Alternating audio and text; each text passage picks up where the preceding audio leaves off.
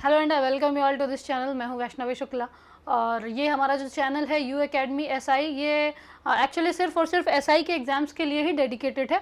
और चूंकि मैं इंग्लिश पढ़ाती हूँ और इंग्लिश अगर आप मेनली देखोगे तो वो सेंट्रल केंद्र के जो भी एसआई और एएसआई का एग्ज़ाम होता है, इंस्पेक्टर्स का एग्ज़ाम होता है, उन्हीं में मेनली इंग्लिश पूछी जाती है। ठीक है, अब हमारा एक एग्ज़ाम होता है, अगर आप केंद्र सरकार में सब इंस्पेक्टर बनना चाहते हो, ठीक है, तो भाई कैसे बने हम मैम? मैं तो अभी बस कॉलेज में हूँ या स्कूल 12th पास किया हूँ और मैं चाहता हूँ सेना में जाना और मैं चाहता हूँ कि पैरामिलिट्री से मुझे 2 सितारे मिले, तो वो कैसे संभव है? तो देखिए, उसके लिए केंद्र सरकार में जाने के लिए एसएससी स्टाफ सिलेक्शन कमीशन एक कमीशन है जो कि एग्ज़ाम लेता है आपका एसएससी सीपीओ। ठीक है, उस सीपीओ एग्ज़ाम के थ्रू आप जो है केंद्र की सभी फोर्सेस के अंदर जाते हो। अब क्या होता है सीपीओ, किस तरह से क्या चीज़ें होती हैं, क्या एज लिमिट होती है, क्या क्वालिफिकेशन चाहिए और किस तरीके से आपका सिलेक्शन होगा, उस पर हम लोग सारी जो है डिटेल्ड बातें करेंगे। और क्या ऐसी चीज़ें हैं जो एक्चुअली आप लोग शुरू में इग्नोर करते हो, है ना, और फिर आप जो है फेलियर का आपको सामना करना पड़ता है। तो जैसा नाम से ही आपको समझ आ रहा होगा, एसएससी यानी स्टाफ सिलेक्शन कमीशन, और जो सीपीओ है उसका फुल फॉर्म होता है सेंट्रल पुलिस ऑर्गेनाइजेशन, यहाँ पर लिखा हुआ है आपके लिए। ठीक है, अब देखो भाई, सेंट्रल पुलिस ऑर्गेनाइजेशन से आपको समझ आ रहा होगा कि यहाँ पर जितनी भी फोर्सेस हैं जिन्हें हम पैरामिलिट्री या हम अर्ध सैनिक बल बोलते हैं, वो सारे के सारे यहीं पर आते हैं। ठीक है, इसके अंदर हमारा याद रखेंगे दिल्ली पुलिस का एसआई भी आता है ना, दिल्ली पुलिस भी इसी के अंदर आता है। बहुत सारे बच्चे कंफ्यूज होते हैं। ठीक है, शुरू में अपन को नहीं पता होता है कि जो दिल्ली की जो पुलिस है वो भी सेंट्रल गवर्नमेंट ओन करती है ना, वो स्टेट गवर्नमेंट के पास उसका नहीं रहता है कंट्रोल। ठीक है, इसके बाद आपका बीएसएफ हो गया, बॉर्डर सिक्योरिटी फोर्सेस, यानी जो हमारे भारत के बॉर्डर्स की जो सुरक्षा करते हैं। ठीक है, तो नाम ही है इसका बॉर्डर सिक्योरिटी फोर्स। ठीक है, तो ये हो गया। इसके अंदर अगर आपको एसआई वगैरह बनना है तो आपको ये एग्जाम देना होगा। Central industrial force security force से आपको समझ में आ रहा होगा कि जो भी हमारी इंडस्ट्रीज हैं, ठीक है, उनकी सिक्योरिटी करना या भी जो भी भारत की धरोहरें हैं, है ना, उनकी सुरक्षा करना काम होता है सेंट्रल इंडस्ट्रियल फोर्स यानी सीआईएसएफ का। आगे आपका सीआरपीएफ, जो कि एक्चुअली इंडिया के अंदर जो पैरामिलिट्री फोर्सेस है उनके अंदर सबसे बड़ा विंग होता है ना, सबसे ज़्यादा जो विंग्स हैं और सबसे ज़्यादा जो सैनिक हैं वो एक्चुअली इसी फोर्स में है और सबसे ज़्यादा डाइवर्सिटी भी इसी की है। आप देखोगे कि जम्मू कश्मीर में भी आपको इसी का डिप्लॉयमेंट मिलेगा। जो हमारे नक्सल एरियाज़ हैं जिनको हम रेड कॉरिडोर बोलते हैं, उनके अंदर भी इसी का मिलेगा और इसी की अलग अलग विंग्स हैं जिनका डिप्लॉयमेंट हमको देखने के लिए मिलता है। ठीक है, आगे नेक्स्ट हमारा है Indo Tibetan border police force, है ना, यानी ये वो फोर्स होती हैं जो इंडिया का तिब्बत से जो बॉर्डर है उसको गार्ड करती है ना। वो चाइना वाला रीजन आपने देखा होगा नॉर्थ ईस्ट साइड का, तो उसके लिए आईटीबीपी हमारा होता है। नेक्स्ट है हमारा सशक्त सीमा बल, है ना, ये स्पेलिंग गलत लिखी हुई है। ठीक, एंड देन हमारा आता है क्या कि असिस्टेंट सब इंस्पेक्टर अगर आप बनना चाहते हैं सीआईएसएफ में, वो भी आपको एसएससी सीपीओ के थ्रू ही एग्ज़ाम देखने के लिए मिलेगा, उसका सिलेक्शन भी आपको इसी के थ्रू देखने के लिए मिलेगा। ठीक है, तो मेनली ये हमारी पैरामिलिट्रीज़ हैं जो सारी की सारी आपके एसएससी सीपीओ एग्ज़ाम के अंतर्गत आती हैं, यानी इन सभी फोर्सेस के अंदर आप जाते हैं इस एग्ज़ाम को दे करके। ठीक है, अब इसका एग्जामिनेशन या सिलेक्शन प्रोसेस क्या होता है ये आप एक बार समझेंगे। कितने तरीके के पेपर होते हैं, क्या एक ही होता है, 2 होता है, स्टेट सर्विस मतलब स्टेट में जो पुलिस सर्विसेज हैं उनकी तरह होता है, तो बिल्कुल उनसे अलग है। आप देखोगे यहाँ पर सबसे पहले तो देखिए आपका पेपर 1 होता है और इसमें क्या चीज़ें होती हैं ये सब मैं अभी आपको लास्ट में डिटेल में बताने वाली हूँ कि क्या सब्जेक्ट्स हैं, किस तरीके से पढ़ेंगे और क्या कमांड करेंगे। स्टेज 2 यहाँ पर बहुत इंपॉर्टेंट होता है। आप ये समझो कि स्टेज 2 ही बच्चे पार नहीं कर पाते हैं, इसीलिए मोस्टली बच्चों का जो है वर्दी का सपना अधूरा रह जाता है। और स्टेज 2 में आपका होता है PET, that is physical endurance test होता है। वो एफिशिएंसी तो खैर ठीक है, कभी एफिशिएंसी कभी एंड्योरेंस लिखा रहता है ना। यहाँ पर आपका क्या चेक किया जाता है भाई, आपका जो है जिसको आप लोग फिजिकल कहते हो वो होता है, यानी यहाँ पर आपकी रनिंग होती है, आपकी जंप्स होती हैं, है ना, और क्या क्या चीज़ें होती हैं वो मैं आगे आपको डिटेल में बताऊंगी। और इसके बाद आपका पेपर 2 होता है जिसमें सिर्फ और सिर्फ इंग्लिश होती है। ठीक है, ठीक है, यानी इंग्लिश में अगर आपकी कमांड है तो आप समझें कि आपकी मतलब सेंट्रल गवर्नमेंट में एक जॉब जो अधिकारी लेवल की है वो पक्की है, ये बात आप पूरी मान के चलिए। ठीक है, आगे देखते हैं। अब ये बात आती है कि भाई मैम किस उम्र से किस उम्र तक के बच्चे इस एग्ज़ाम को दे सकते हैं। तो बिल्कुल अगर आप यूआर कैटेगरी से हैं, ये यूआर या ईडब्ल्यूएस यानी ऐसी कैटेगरी से हैं जहां पर आपको एज का रिलैक्सेशन नहीं दिया जाता है, अगर आप ऐसी किसी कैटेगरी से हैं तो देखिए 20 साल से 25 साल तक का समय है आपके पास। इन 5 सालों में आप तैयारी करके यहाँ से 2 सितारे अपने कंधों पर ले सकते हैं। और आपको पता है कि अगर आप एक बार दिल्ली पुलिस में एसआई बन गए तो भाई स्टेट का डीएसपी वहाँ का एसआई बराबर ही होता है ना, बहुत जलवे हैं, बहुत ज़्यादा, ठीक है। और बाकी ज़्यादा मैं कुछ खुल के नहीं बोलूँगी, आप तो यूट्यूब करना और देखना कि कितने जलवे होते हैं ना। सैलरी तो मतलब ऐसा है कि भाई मज़ा आ जाएगा आपको सैलरी सुन करके, ठीक है। और हाँ, मेरे कुछ दोस्त हैं जो सिलेक्ट भी हैं, अगर आप लोग डिमांड करोगे तो मैं ला के इस चैनल पे मिलवाऊंगी भी। और हाँ, मैंने खुद ने इस एग्ज़ाम को 3 बार निकाला है, जैसा मैंने अभी आपको बता दिया। 2 बार मैं फिजिकल देने नहीं गई थी, क्योंकि ये एग्ज़ाम एक्चुअली इसलिए देती थी मैं क्योंकि सीजीएल के जस्ट पहले होता है, और इसका जो पैटर्न है, इसमें जो क्वेश्चंस होते हैं जो थोड़े टफ लेवल के होते हैं, वो ऐसा हमेशा देखा जाता है कि सीजीएल में रिपीट होते हुए दिखते हैं, ठीक है। तो इसलिए ये एग्ज़ाम अपन देते थे। और एक बार फिजिकल देने गई थी मैं, और उसमें भी I was not that much prepared, तो फिजिकल में आउट हो गई थी। और खैर ये मैं बहुत सिलेक्शन के हिसाब से ऑप्ट करती भी नहीं थी, तो बस यही जानकारी है। अब एज की अगर मैं बात करूं तो देखिए, अगर आप यूआर कैटेगरी या ईडब्ल्यूएस कैटेगरी से आते हैं तो 20 से 25 साल तक की उम्र में आप एग्ज़ाम दे सकते हैं। याद रखेंगे, जो एसएससी है वो अपनी डेट जो है ना वो 1 अगस्त से काउंट करता है, ठीक है। 1 अगस्त से 1 अगस्त से एसएससी आपकी डेट काउंट करता है ना, हर साल के 1 अगस्त से। आगे आप देखेंगे कि कुछ कैटेगरीज होती हैं जिनमें रिलैक्सेशन होता है। अगर आप एससी या एसटी कैटेगरी को बिलोंग करते हैं तो 5 साल आपके पास और हैं, यानी आप 30 की उम्र तक दे सकते हैं इस एग्ज़ाम को। अगर आप ओबीसी कैटेगरी से आते हैं तो 3 साल का रिलैक्सेशन है, यानी आप 28 साल की उम्र तक ये एग्ज़ाम दे सकते हैं। आगे अगर आप एक्स सर्विस मैन हैं, जो मतलब कहीं से भी आप किसी गवर्नमेंट डिपार्टमेंट से अगर आप रिटायर्ड हैं, और मतलब वो मिलिट्री की मैं बात कर रही हूँ, है ना, वैसे गवर्नमेंट डिपार्टमेंट से नहीं, डिपार्टमेंटल एग्ज़ाम के लिए फिर अलग से ही जो है जो भी मानदंड है, तो वो हम लोग उस पर अभी डिस्कस नहीं करेंगे, हम जनरल चीज़ें देखते हैं। तो अगर आप मिलिट्री से रिटायर्ड हो, ठीक है, तो भी आपके पास 3 साल का रिलैक्सेशन होता है, ठीक है। तो ये एज वाली बात हो गई।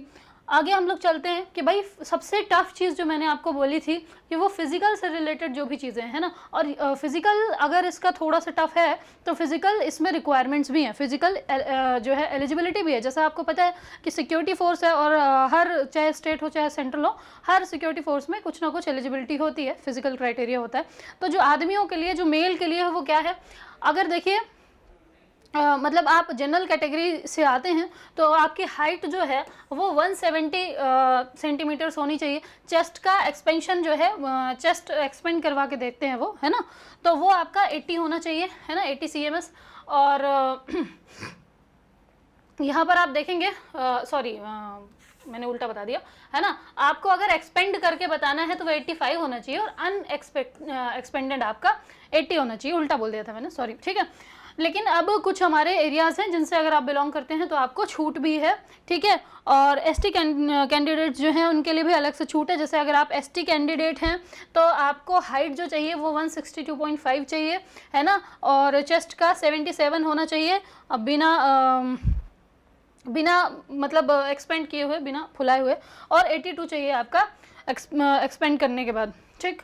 अगर आप बिलोंग करते हैं हिल एरिया से, कहाँ से, तो गढ़वाल, कुमाऊँ, हिमाचल प्रदेश, गोरखास, डोगरास, मराठास, ठीक है, Kashmir valley, Leh and Ladakh region of Jammu and Kashmir, north eastern state and Sikkim, अगर इधर से आते हैं आप तो आपको फिर ये एक्स्ट्रा जो छूट है, आपकी हाइट जो है वो 65 cms हो जाएगी। चेस्ट का क्राइटेरिया तो फिर सेम ही रहता है। अच्छा, हाइट में इनको इसलिए थोड़ा सा छूट मिलती है क्योंकि जो भी आपका बॉडी स्ट्रक्चर है ना, उस पर जो एरिया है, जो रीजन है, उसका बहुत फ़र्क पड़ता है ना। और ये खैर ये सारी चीज़ें जीन से रिलेटेड होती हैं, तो उस पर हम अभी बात नहीं करेंगे। बस आप ये जानो कि ये आपका जो है क्राइटेरिया है। अगर आपकी इतनी हाइट है और इस जगह से आप बिलोंग करते हो और ये जो क्राइटेरिया आप क्वालिफाई कर पा रहे हो, तो भाई लग जाओ, जीवन सेट हो जाने वाला है, ये बात समझो आप मेरी, ठीक है।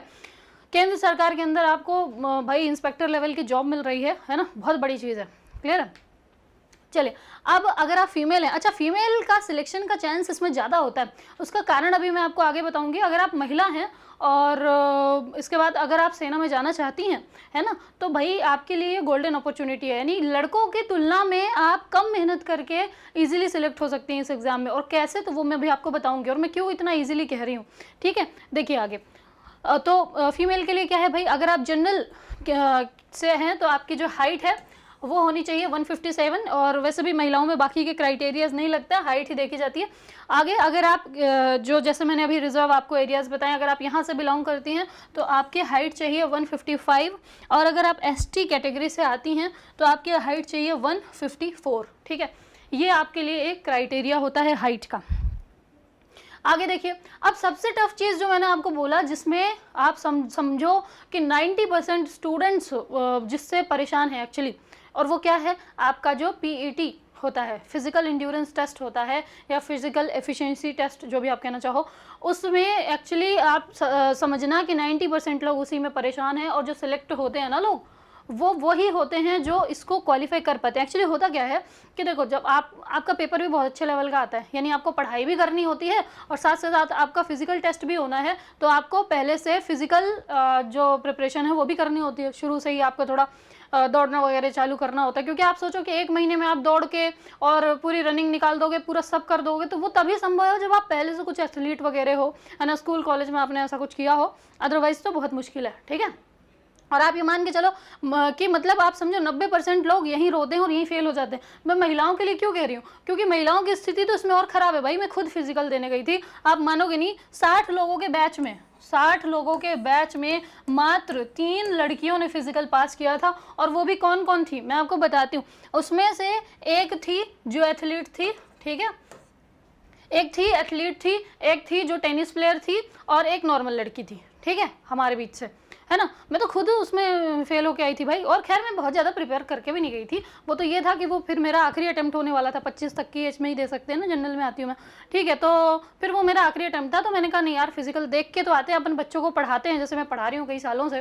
ठीक है, तो मैंने कहा अगर बच्चों को अपन पढ़ाते हैं तो गाइड कैसे करेंगे, तो एक बार एक्सपीरियंस होना चाहिए, है ना। आप जब वहाँ जाते हो, ग्राउंड में उतरते हो, तो आपको बढ़िया एकदम अधिकारी वाली फीलिंग आती है, बहुत बढ़िया ट्रीटमेंट आपको देते हैं वहाँ पर। आप देखोगे कि लगभग सेना के असिस्टेंट कमांडेंट और डिप्टी कमांडेंट यही सब होते हैं, SI वगैरह, मतलब आप अधिकारी लेवल के लोग ही होते हैं, और आपको बहुत बढ़िया ट्रीटमेंट देते हैं जब आप ग्राउंड में जाते हो। और बिल्कुल ऐसा नहीं होता, जैसे अगर आपने फौज वगैरह की भर्ती देखी हो, तो मतलब उतना बेहतर आप नहीं देखते हो ट्रीटमेंट, क्योंकि बहुत भीड़ रहती है, 500 लोगों को दौड़ा रहे हैं, 100 लोगों को एक साथ, ऐसा कुछ नहीं है। आपका प्रॉपर बढ़िया ट्रैक मिलेगा। मैं भोपाल की बात कर रही हूँ, ठीक है, मेरा CISF ग्राउंड में हुआ था, तो मतलब आप देखोगे कि आपको प्रॉपर ट्रैक्स मिलेंगे, और बहुत बढ़िया एक तरीके से आपका एकदम मोराल बढ़ाया जाता है जब ऐसे आप दौड़ रहे होते हो। जैसे रनिंग तो मैंने क्वालिफाई कर ली थी, ठीक है, दोनों ही, तो मतलब जब आप दौड़ रहे होते हो ना, तो आपको बूस्ट करते हैं वो, ऐसा नहीं है कि आपको डिमोटिवेट करेंगे, वो खुद चिल्लाते रहते हैं, टाइम चिल्लाते रहते हैं, जल्दी करो, और मतलब बढ़िया से एकदम आपको बिल्कुल मोटिवेटेड रखते हैं, तो बहुत अच्छा माहौल मिलता है। बस आपको करना क्या रहता है कि शुरू से थोड़ा प्रैक्टिस करते रहो, तो हम देखते हैं कि स्टैंडर्ड क्या है। ठीक है, और लड़कियों की बहुत बुरी स्थिति रहती है इसमें, आप मेरी बात मानो, अगर आप महिला हो, आप फोर्स में सिलेक्शन चाहती हो, तो बस आप मन लगा के पढ़ाई कर लो, और डेली आधे घंटे भी अगर आपने वॉक करना अभी से चालू कर दिया, तो मैं गारंटी लेती हूँ आपके सिलेक्शन की। ठीक है, आप यहाँ पर आके वापस कमेंट करोगे कि हाँ मैम मेरा सिलेक्शन हो गया, क्योंकि आप मेरी बात मानो, यहाँ पर बहुत मतलब आप समझो कि ऐसा रहता है कि अगर आपने ये पास कर लिया फिजिकल, अगर आपने पास कर लिया, तो आप समझो कि आगे आपके सिलेक्शन की जर्नी बहुत आसान है, क्योंकि आगे आने वाली है 200 नंबर की इंग्लिश, इसके बाद जो स्टेज है, और उसके लिए मैं हूँ आपके साथ। ठीक है, खैर अपन देखते हैं अब स्टैंडर्ड्स। तो अगर हम मेल की बात करें, तो भाई 100 मीटर की दौड़ आपको लगानी होती है 16 सेकंड के अंदर, जो कि अगर आप वैसे देखो तो कोई बहुत ज़्यादा नहीं है, लेकिन अगर आप सिर्फ पढ़ने वाले स्टूडेंट हो, है ना, आप फिजिकल को टाइम नहीं दे पाते हो, या कभी कोई फिजिकल वर्क नहीं करते हो, तो भाई बहुत बड़ा टास्क होता है ये। ठीक है, और चलो ये तो फिर भी छोटा टास्क है, यहाँ पर आता है सबसे बड़ा टास्क, जहाँ पर आपको 1600 मीटर की दौड़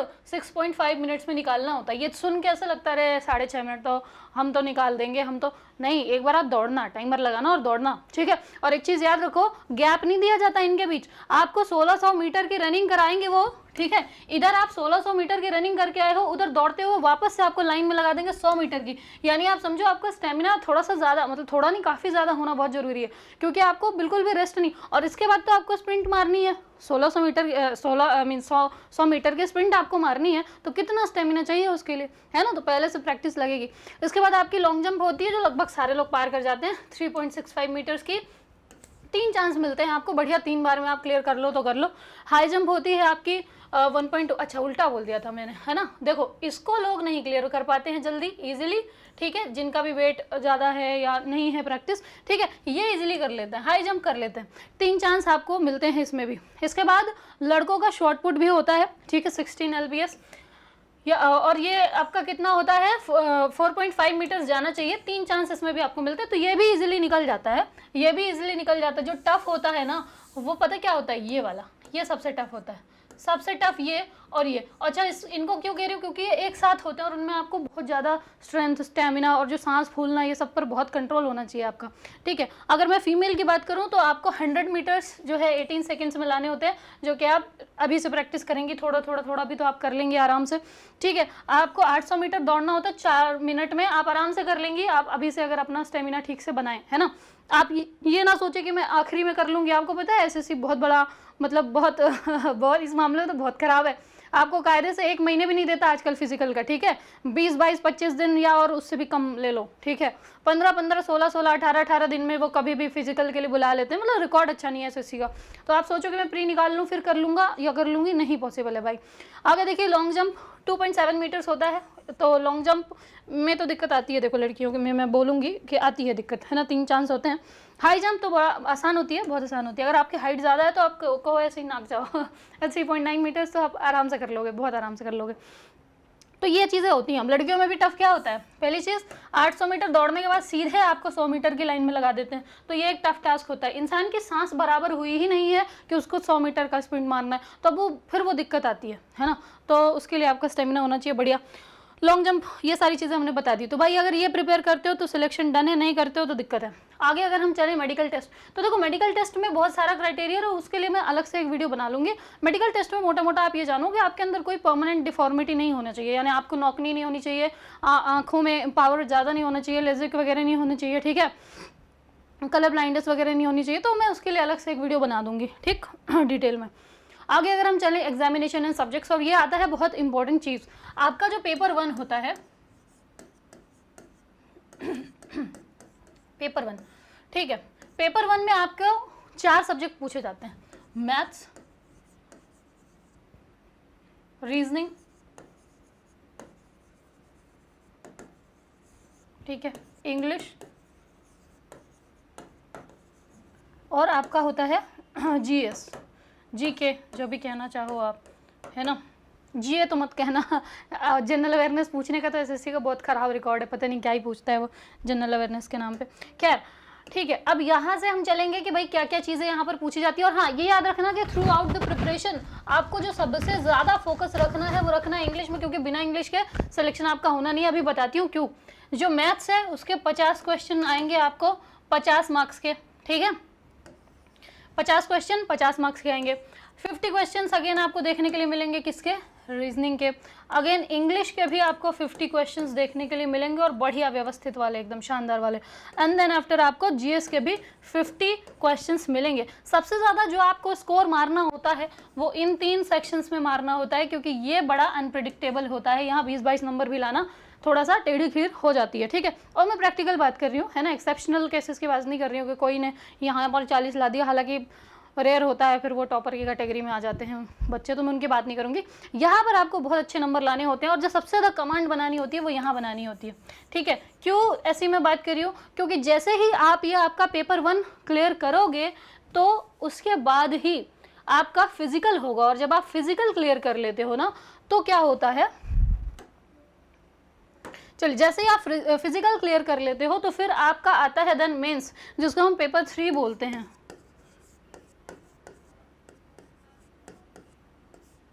ये जो पेपर 3 है ना, इसके अंदर कोई सब्जेक्ट नहीं पूछा जाएगा, अब सिर्फ एक सब्जेक्ट पूछा जाएगा, एंड दैट इज इंग्लिश,